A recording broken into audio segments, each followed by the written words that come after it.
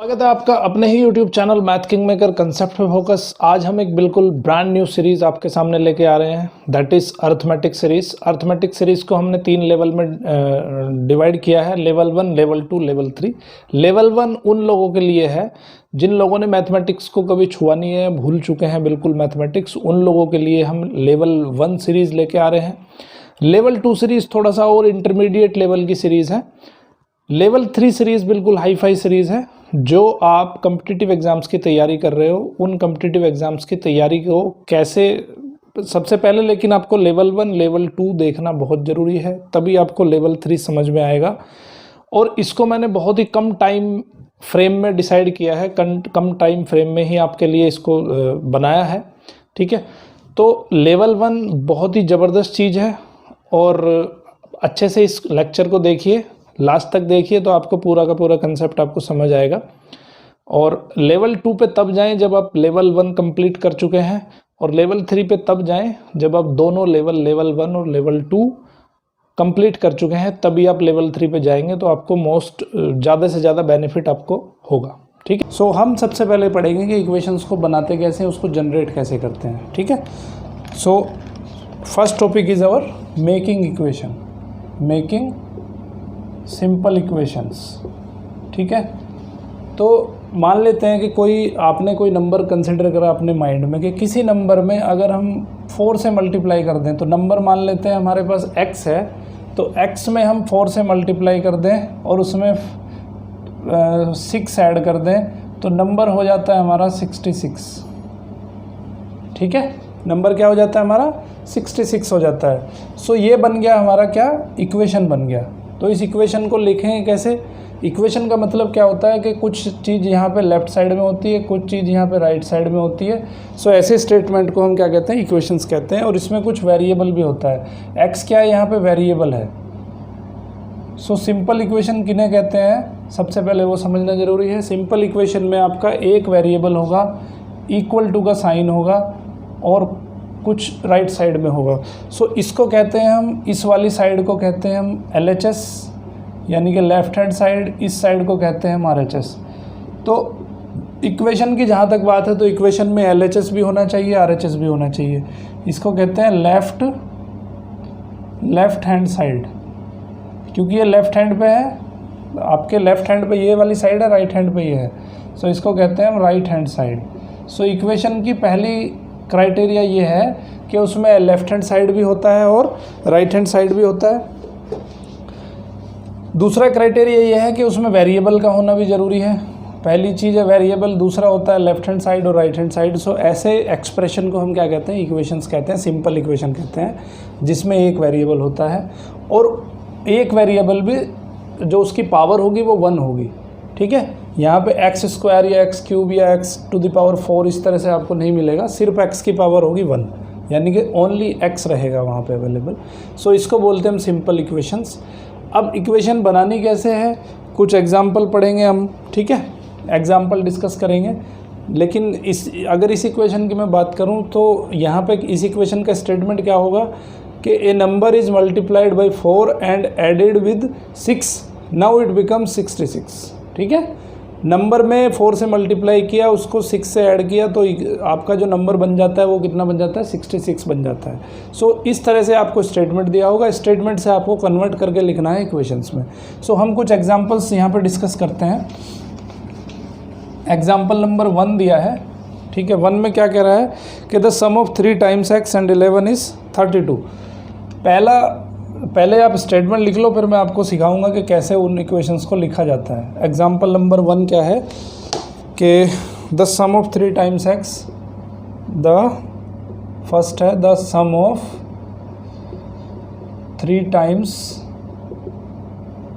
x and 11 is 32। पहला ये है स्टेटमेंट। दूसरा स्टेटमेंट है if you subtract 5, if you subtract 5 from 6 times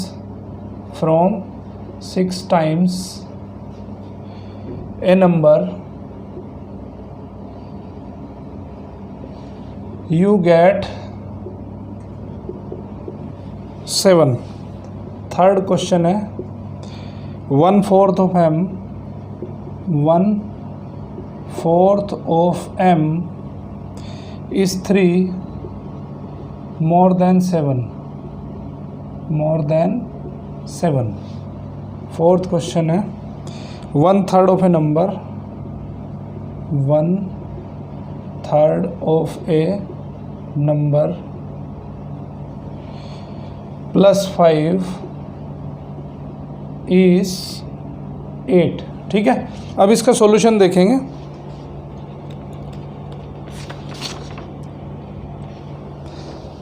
solution इसका देख लेते हैं। तो सबसे पहले आपको स्टेटमेंट समझ में आना चाहिए। देखो, हम जो ये नंबर की बात कर रहे हैं यहाँ इसने तो दे दिया, यहाँ पे x दे दिया इसने। सो हम एग्जाम्पल 1 का जो सॉल्यूशन है वो इस तरह करेंगे।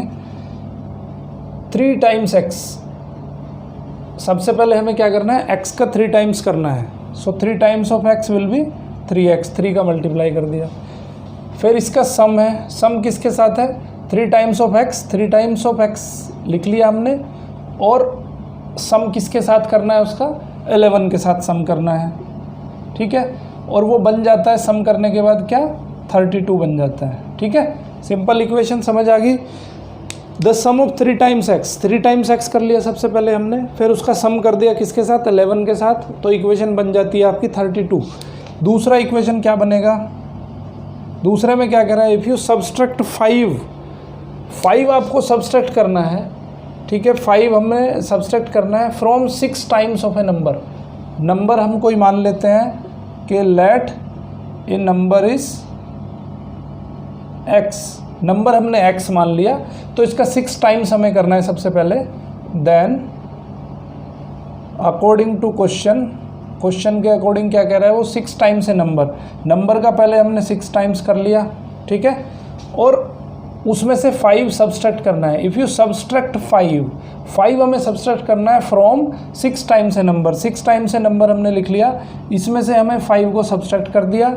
So you get 7। So answer क्या आता है आपका, 7 आता है। ठीक है, इस तरह से हमें इक्वेशन बनानी है, सिंपल है। थर्ड क्वेश्चन क्या है, 1/4 ऑफ m का 1/4 लिखना है सबसे पहले आपको। ठीक है, 1/4 ऑफ m क्या हो जाएगा, 1/4 इंटू m हो जाएगा। तो मैं इसको क्या लिख सकता हूँ, मैं इसको लिख सकता हूँ m/4। ठीक है, सो 1/4 ऑफ m क्या हो गया, m/4 हो गया। अब क्या कह रहा है, 1/4 of m is 3 more than 7। 1/4 of m is 3। ठीक है, ये जो m/4 है ये 7 से 3 मोर देन है। ठीक है, तो 7 यहाँ पे कहीं 7 है। ठीक है, 1/4 of m is 3 more than 7। 3 more than 7 कितना होता है, 3 मोर देन 7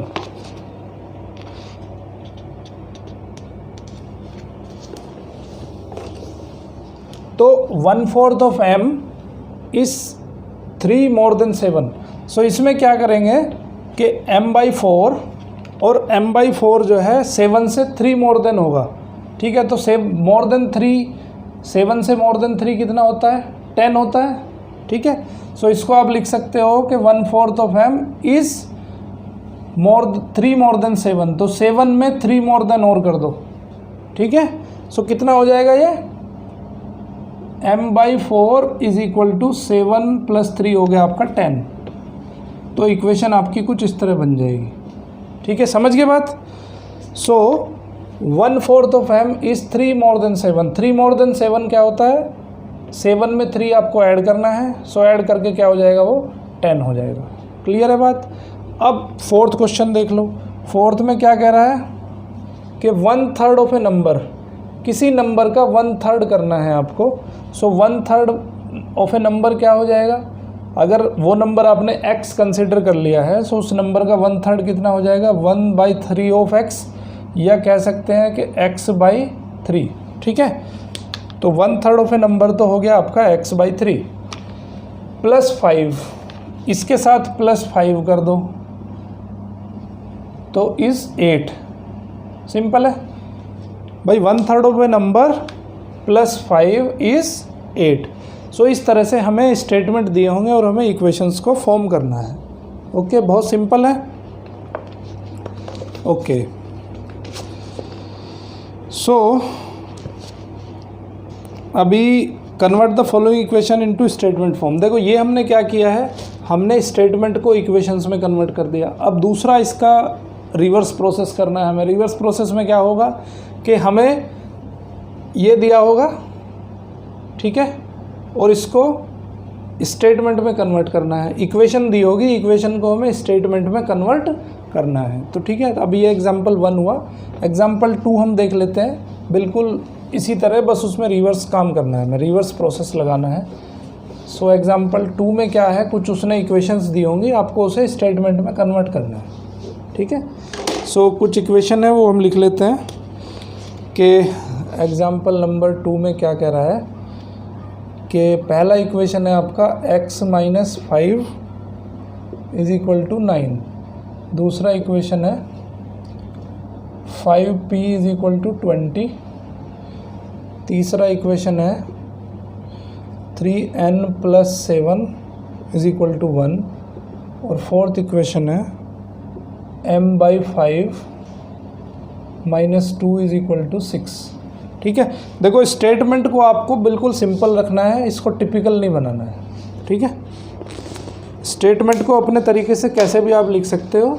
देखो जैसे यहाँ पे मैं लिखूँ कि if 5 is subtracted from A number, 5 जो है इस नंबर से सब्सट्रैक्ट करने पे कितना मिल रहा है, हमें 9 मिल रहा है। तो क्या लिखेंगे कि फर्स्ट का स्टेटमेंट क्या होगा कि ए नंबर सब्सट्रैक्टेड फ्रॉम 5 से हमने इसको सब्सट्रैक्ट कर दिया, वी गेट 9। ठीक है, नंबर में से अगर हम 5 को सब्सट्रैक्ट करते हैं तो हमें कितना मिलता है, 9 मिलता है। सेकंड में क्या लिखेंगे हम, number multiplied by 5 we get 20। ठीक है, या ऐसे भी लिख सकते हो 5 टाइम्स ए नंबर इज़ 20, ऐसे भी लिख सकते हो 5 times a number we get 20। ठीक है, 5 टाइम्स ए नंबर इज़ 20 भी लिख सकते हो, 5 times a number is 20। Statement को जितना आप सिंपल लिखो उतना सिंपल अच्छा है। 20 हो गया। थर्ड में क्या लिखेंगे, 3n + 7 = 1। तो इसमें क्या लिखोगे, नंबर मल्टीप्लाइड बाय 3 या 3 times a number is added with 7 it becomes 1। ठीक है, so 3 times a number added with 7 के साथ हमने उसको ऐड कर दिया, बिकम्स 1। ठीक है, किसी नंबर को 3 के साथ अगर मल्टीप्लाई कर रहे हैं और उसको 7 के साथ ऐड कर दें तो इट बिकम्स 1। फोर्थ क्वेश्चन में क्या लिखेंगे, देखो 1/5 ऑफ ए नंबर, 1/5 है ये, जैसे हमने पीछे किया था 1/5, या कह दोगे 1/5। ठीक है, so 1/5 of a number subtracted by 2 is 6। So कैसे लिखोगे इसको, 1/5 of a number, 1/5 of a number. यहाँ नंबर की जगह आप क्या लिख सकते हो, x भी लिख सकते हो। ठीक है, नंबर की जगह पे यहाँ क्या लिख सकते हो, x लिख सकते हो, x सब्सट्रैक्टेड फ्रॉम 5। यहाँ पे क्या लिख सकते हो, यहाँ पे 5 टाइम्स p भी लिख सकते हो, क्योंकि उसने दिया है स्पेशल क्वेश्चन में स्पेशल 5 टाइम्स p इज़ 20। यहाँ पे लिख सकते हो नंबर की जगह पे n लिख सकते हो आप। ठीक है, 3 times n added with 7 becomes 1। So यहाँ पे नंबर की जगह पे क्या लिख सकते हो आप, यहाँ पे लिख सकते हो m। So 1/5 of m is subtracted,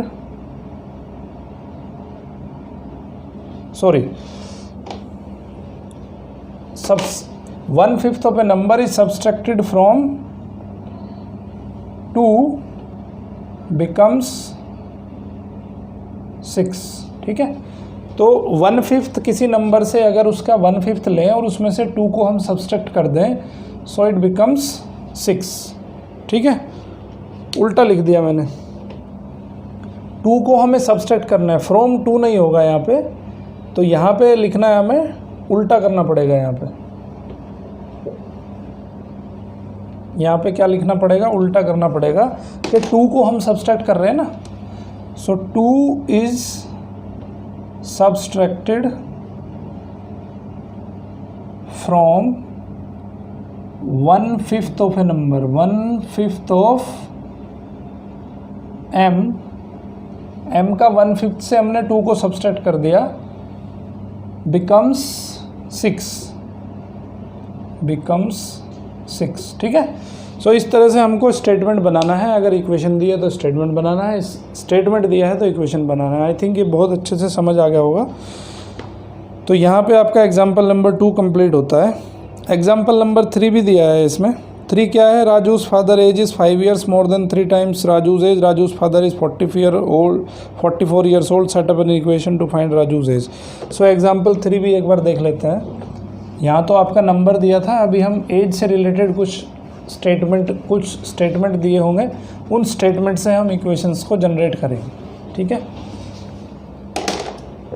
so question पहले लिख लेते हैं हम। Raju's father's age is 5 years more then, Raju's father's age is 5 years more than 3 times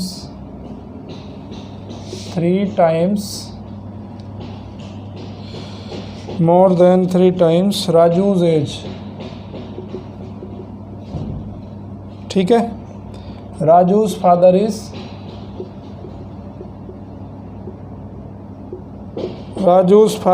44 years old। ठीक है, तो यहाँ आपको सेटअप करना है इक्वेशन का, सेटअप एन इक्वेशन। ये है आपका एग्जाम्पल नंबर 3। ठीक है, अब यहाँ पे सॉल्यूशन करते हैं हम। तो सॉल्यूशन में क्या करना है आपको, Raju's father age is 5 years more than 3 times Raju's age.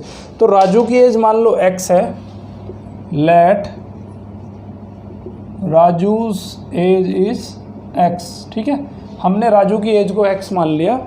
तो राजू के फादर की एज कितनी है,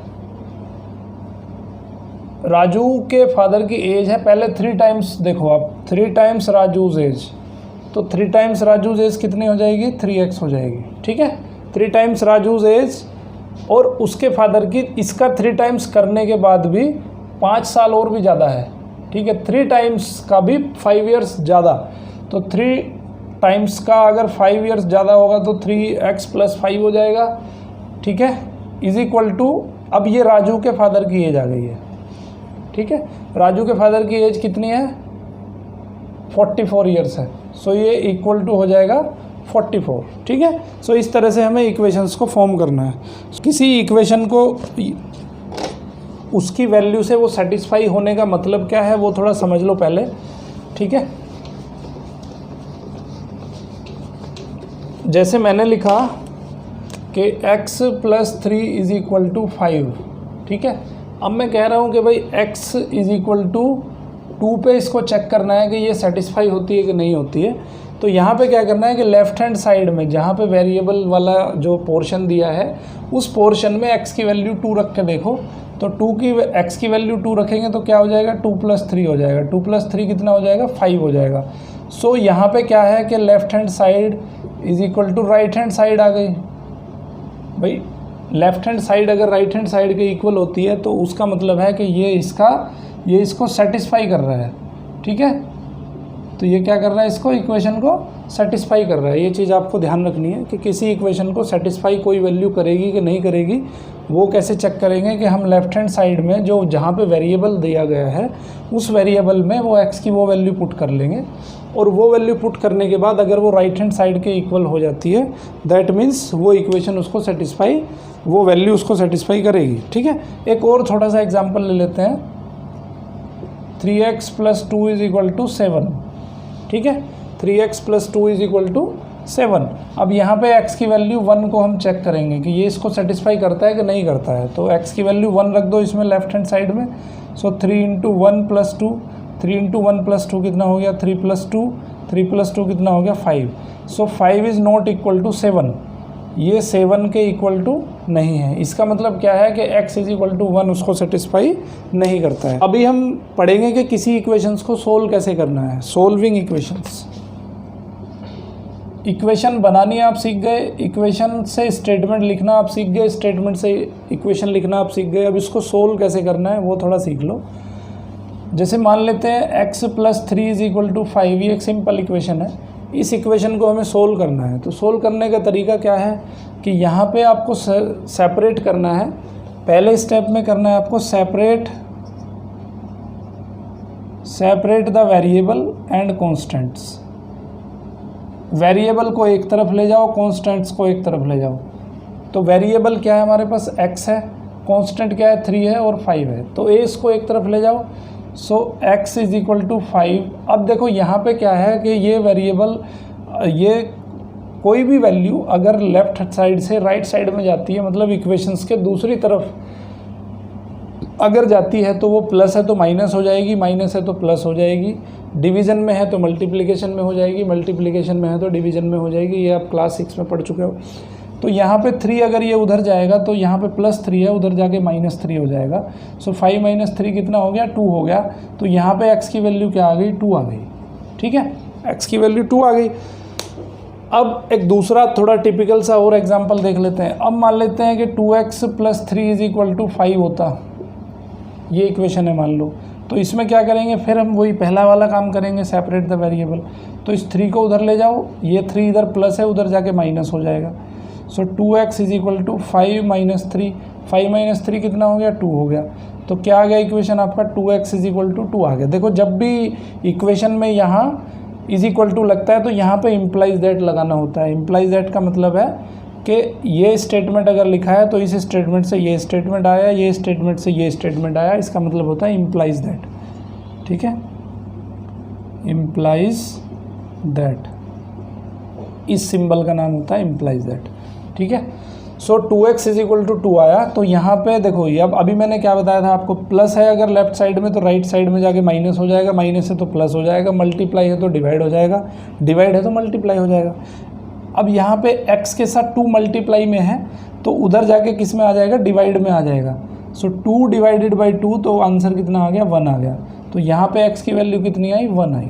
ठीक है, इस तरह से हमें इक्वेशन सोल्व करनी है। तो पहले हमें सेपरेट करना है वेरिएबल एंड कांस्टेंट, और उसको सेपरेट करने के बाद में फिर हमें अपना ऑपरेशन अप्लाई करना है। ये ध्यान रखना है, प्लस है तो माइनस हो जाएगा, उधर जाके माइनस है तो प्लस हो जाएगा, मल्टीप्लाई है तो डिवाइड हो जाएगा, डिवाइड है तो मल्टीप्लाई हो जाएगा। ठीक है, और कुछ एग्जांपल्स हम लेते हैं, एग्जांपल की हेल्प से हम इसको समझने की कोशिश करेंगे।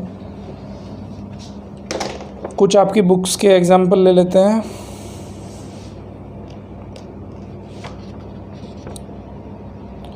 ओके, एग्जांपल नंबर 5 है कि 3n + 7 = 25, 2p - 1 = 23, 2p - 1 = 23। ठीक है, इसमें अब हम क्या करेंगे, वेरिएबल को सेपरेट करेंगे। इस 1 को उधर लेके जाएंगे, 1 को उधर लेके जाएंगे तो क्या हो जाएगा, प्लस हो जाएगा। 23 + 1 दैट इज़ 24। So 2p = 24। तो अब 2 इसके साथ मल्टीप्लाई में है, उधर जाके डिवाइड में हो जाएगा। तो कितना आ गया, 12 आ गया। सो p = 12 आ गया। तो p की वैल्यू क्या है, 12 है। अब देखो इक्वेशन हमने सोल्व कर ली। अब सोल्व करके हम ये चेक भी कर सकते हैं कि हमारा जो सॉल्यूशन है वो गलत है कि ठीक है। सो कैसे चेक करेंगे, ये इसको सेटिस्फाई करता है कि नहीं करता है वो मैंने आपको पिछले ही अभी थोड़ा देर पहले बताया है कैसे चेक करते हैं। तो लेफ्ट हैंड साइड में आप p की वैल्यू पुट करोगे 12। सो 2 × 12 p की जगह 12 रख दिया, -1 कितना हो जाएगा 24 - 1 दैट इज़ 23। 23 क्या है आपका राइट हैंड साइड है, राइट हैंड साइड है मतलब आपने चेक कर दिया कि इस आपका जो सॉल्यूशन है वो बिल्कुल ठीक है। ठीक है, अब एक एग्जांपल और पकड़ लेते हैं।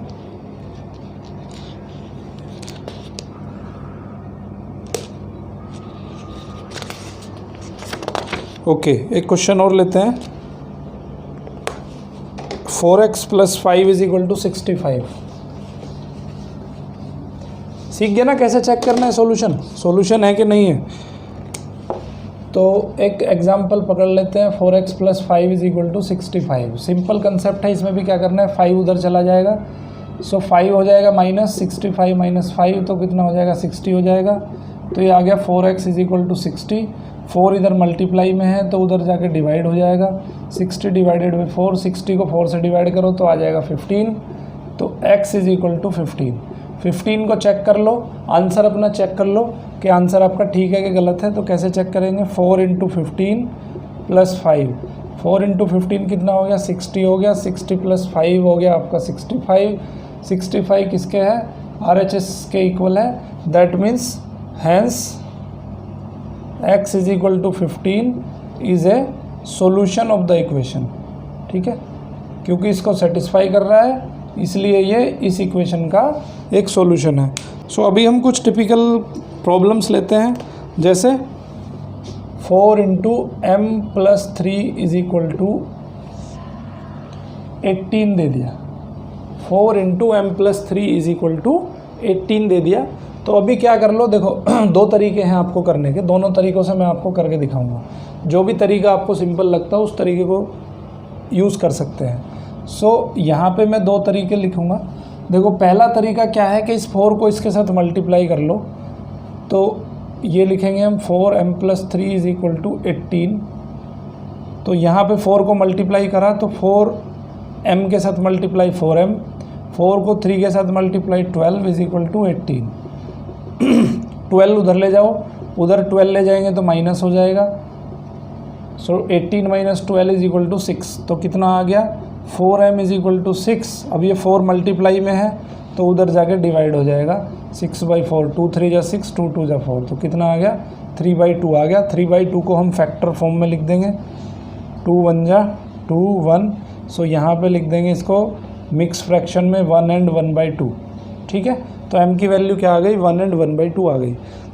दूसरा तरीका इसका सोल्व करने का क्या है कि 4 × m + 3 = 18 लिखा हमने।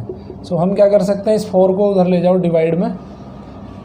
सो इधर मल्टीप्लाई में है, उधर जाके डिवाइड हो जाएगा। सो ये हो जाएगा 18/4, 9 2। तो ये हो जाएगा 9/2।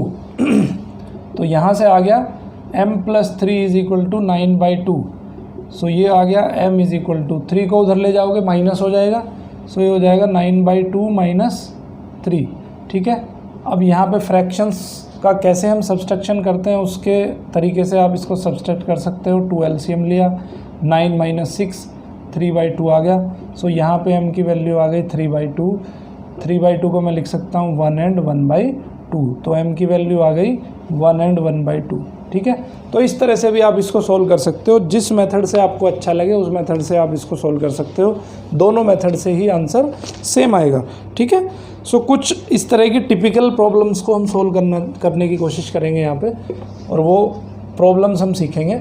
अभी हम एक और नेक्स्ट एग्जांपल पकड़ लेते हैं इसका। बच्चों आपको स्टेप बाय स्टेप जाना है। ठीक है, जैसे मैं बता रहा हूँ वीडियो को उस हिसाब से अगर वीडियो को आप देखोगे और अपना काम करोगे तो आपको इजीली समझ में आ जाएगा। एक और एग्जांपल लिया हमने, -2 × x + 3 = 8। ठीक है, अब इसको भी आप दो तरीक़ों से कर सकते हो, जो तरीका आपको सूटेबल लगे उससे कर सकते हो।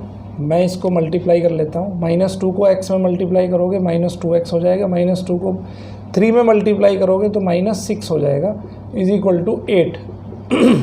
ठीक है, अब -6 को उधर लेके चले जाओ तो ये क्या हो जाएगा प्लस हो जाएगा, 8 + 6 हो जाएगा, 8 + 6 हो जाएगा 14। सो -2x = 14। अब ये -2 को इधर ले जाओ, x is equal to 14 upon -2। जब माइनस से किसी नंबर को डिवाइड करते हैं प्लस के तो आंसर क्या आता है, माइनस आता है। 2 से 1 जा 14, तो x की वैल्यू आ गई -7। ठीक है, x की वैल्यू -7 आ गई। इसमें पुट करके देख लो, आपको आंसर आपका पता चल जाएगा सही है कि गलत है। तो पुट करेंगे तो ये हो जाएगा -2 -7 + 3।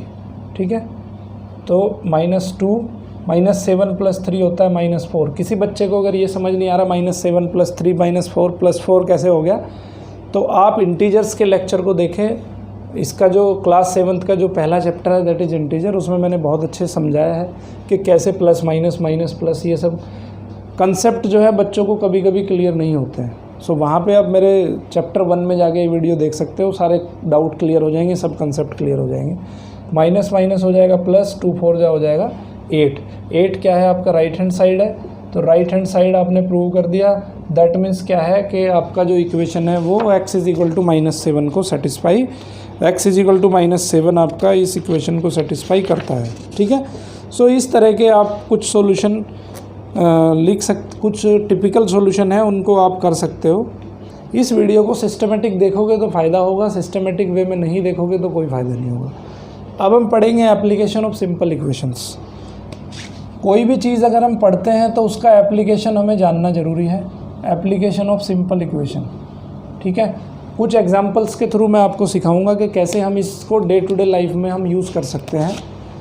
एग्जांपल नंबर 1 सीखेंगे। एग्जांपल नंबर 1 क्या है कि the sum of 3 times a number, the sum of 3 times a number. अब आपको क्या होगा, स्टेटमेंट दिया होगा, स्टेटमेंट से इक्वेशन बनानी है, इक्वेशन बनाने के बाद उसको सोल्व करना है। The sum of 3 times a number and 11 is 32। Find the number. आपसे किसी ने पूछा कि भाई कोई एक ऐसा नंबर है जिसका 3 टाइम्स कर दें और वो 11 के साथ ऐड कर दें तो नंबर हो जाएगा 32, तो वो नंबर मुझे बताओ।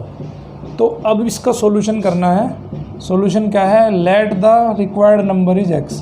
सबसे पहले आपको रिक्वायर्ड नंबर जो वो पूछ रहा है उसको क्या मान लो, x मान लो। Let the required number is x। Then according to question, according to question क्या कह रहा है कि अगर उस नंबर का 3 टाइम्स है, नंबर का 3 टाइम्स कर दो, 3 टाइम्स ऑफ ए नंबर क्या हो जाएगा, 3x हो जाएगा, और उसको 11 के साथ ऐड कर दो, सम कर दो किसका, उसका 11 के साथ सम कर दो, तो इक्वेशन क्या बन जाए, तो नंबर क्या बन जाता है आपका 32 बन जाता है। तो ये आपने बना ली इक्वेशन। इक्वेशन बनाने के बाद अब हम इसको सोल्व करेंगे। सोल्व करना मैंने अभी अभी जस्ट सिखाया आपको, नंबर को सेपरेट कर लो। सो 11 उधर चला जाएगा, 3x इज इक्वल टू 32 - 11, 32 - 11 हो जाएगा 21। 21 क्या हो जाएगा, 3x इज इक्वल टू 21। सो यहाँ पे 3 मल्टीप्लाई में है, उधर डिवाइड हो जाएगा। So x is equal to 21/3 that is 7। So x की वैल्यू कितनी हो जाएगी, 7 हो जाएगी। ठीक है, अब इसको चेक कर सकते हो आप कि आपका आंसर सही है कि गलत है। इस वैल्यू को यहाँ पे पुट करोगे, सो 3 × 7 + 11, 3 × 7 कितना हुआ, 21 + 11, 21 + 11 हुआ 32। 32 ये आपकी राइट हैंड साइड है। तो साथ के साथ आप क्वेश्चन को चेक भी कर सकते हो कि हमने जो क्वेश्चन किया है वो आंसर उसका सही है कि गलत है। एक एग्जांपल और पकड़ लेते हैं। तो यहाँ पे आपको कुछ प्रॉब्लम दी होगी, उस प्रॉब्लम को आपको स्टेटमेंट में कन्वर्ट, उस स्टेटमेंट को आपको इक्वेशन में कन्वर्ट करना है। इक्वेशन कन्वर्ट करने के बाद उसको सोल्व करना है। सोल्व करने के बाद उसको रफ में चेक भी करना है। ठीक है, अगर आपके क्वेश्चन में स्पेशल देता है कि भाई चेक करो आपका जो सॉल्यूशन है वो सही है कि गलत है, तो आपको ये करके दिखाना है। अगर क्वेश्चन में नहीं देता है तो आपको ये करना है रफ में। ठीक है, ये रफ वाला काम है, इसको फेयर कॉपी में नहीं करना है। रफ में चेक करो कि आपका सॉल्यूशन सही है कि गलत है। तो सिर्फ आपके लिए है, आप अपना सॉल्यूशन खुद चेक कर सकते हो। ठीक है, अभी एक और एग्जांपल देखते हैं। 2-3 एग्जांपल से आपको इसका एप्लीकेशन समझ में आ जाएगा। ठीक है, एक एग्जांपल और देख लेते हैं। एग्जांपल क्या है कि find A number such that 1/4 of a number is 3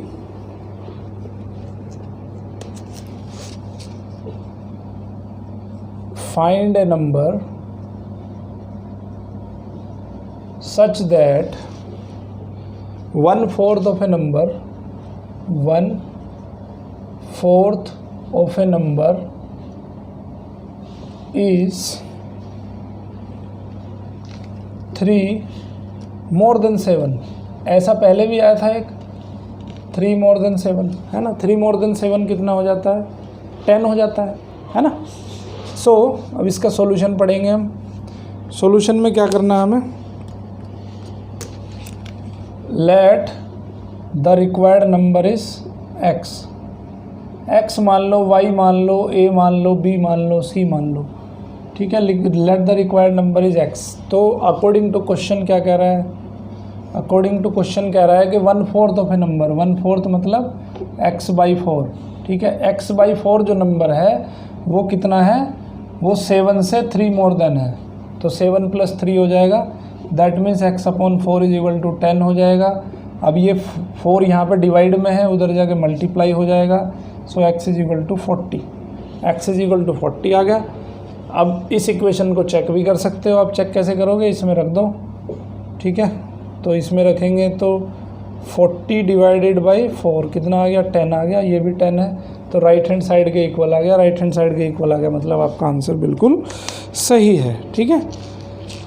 सो अब एक और एग्जांपल कर लेते हैं। एक एग्जांपल नंबर 3 आपकी बुक में दिया है, उसी एग्जांपल को देख लेते हैं।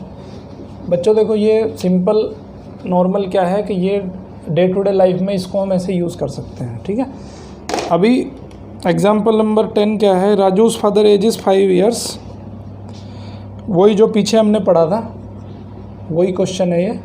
राजू's father age is 5 years more than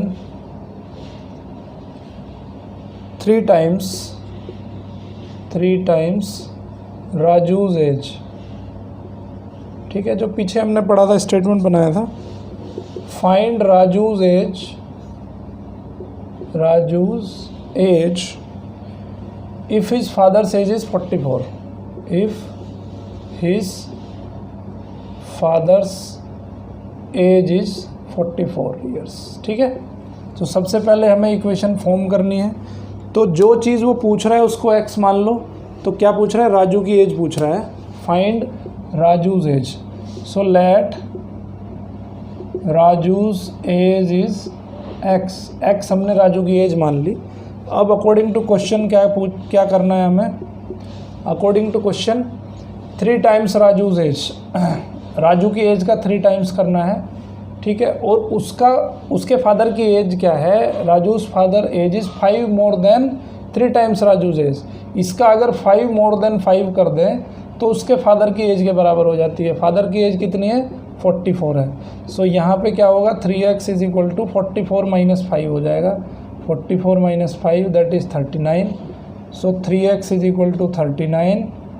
3 को इधर मल्टीप्लाई उधर डिवाइड हो जाएगा। 39/3 दैट इज़ 13। So x = 13। तो राजू की एज कितनी आ गई, 13। तो लिखना भी है आपको, हैंस राजू's एज इज़ 13 years, ठीक है। चेक भी कर सकते हो इसको इस इक्वेशन में रख के। 13 3 जा 39 + 5 44, तो 44 के इक्वल आ जाएगा। लेक्चर पूरा देखा आपने, आई होप कि आपको बहुत अच्छे से मैं समझा पाया होगा। तो अगर इस चैनल में आगे भी आपको अपडेट चाहिए तो मेरे चैनल को लाइक करिए, शेयर करिए, सब्सक्राइब करिए और ज़्यादा ज़्यादा लोगों तक इस मुहिम को पहुंचाइए, जिससे कि मैक्सिमम लोगों तक बेनिफिट पहुंच सके। Thank you very much. देखते रहिए मैथ किंग मेकर।